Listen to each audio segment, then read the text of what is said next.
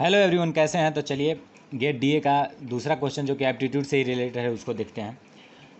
तो ये क्वेश्चन है, in an election share of valid votes received by 4 candidates A B and C is represented by a pie chart. मतलब pie chart के द्वारा यहाँ पर रिप्रेजेंट किया गया है। Total number of vote cast in an election were 1,15,000। मतलब 1,15,000 total क्या है, टोटल वोट पड़ा है, जिसमें से 5,000 को इनवैलिड घोषित कर दिया गया है।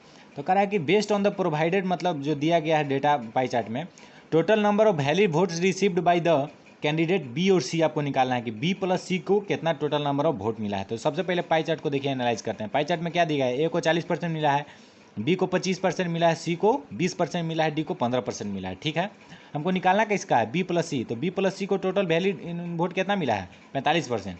सबसे पहले लिखेंगे टोटल नंबर ऑफ वोट कितना है, तो 1,15,000 है।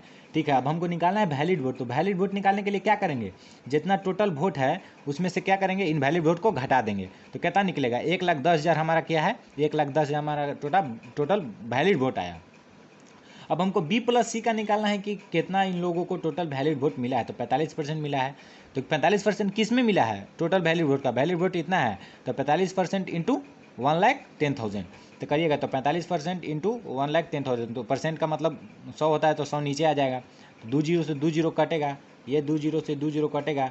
तो 1100 गुने 45 करिएगा तो कितना आएगा, 49,500 टोटल वोट मिला है बी प्लस सी को। तो ये हुआ एक दूसरा क्वेश्चन एप्टीट्यूड का। इसी तरह से हम लोग सीरीज में सॉल्व करेंगे। एप्टीट्यूड के बाद मैथमेटिक्स आएंगे, जो कि इंजीनियरिंग मैथमेटिक्स है, उसका क्वेश्चन सॉल्व करेंगे जो प्रीवियस ईयर वाला है। उसके बाद मशीन लर्निंग सॉल्व करेंगे। मशीन लर्निंग के बाद फिर डेटा स्ट्रक्चर विथ पाइथन और पाइथन का जो भी प्रोग्राम है उसको सॉल्व करेंगे।